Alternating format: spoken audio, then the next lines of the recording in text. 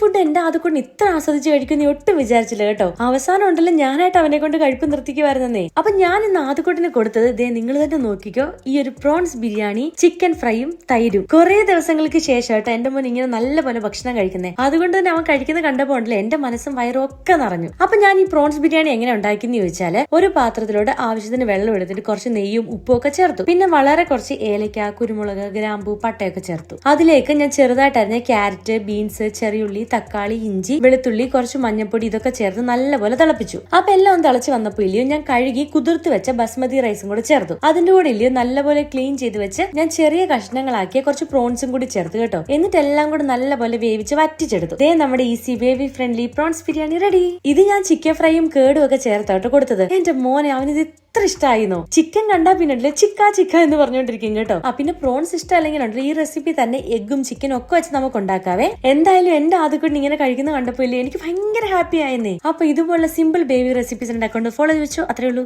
By. Chicken തരാം, ഇത് കഴിക്കാതെയോ?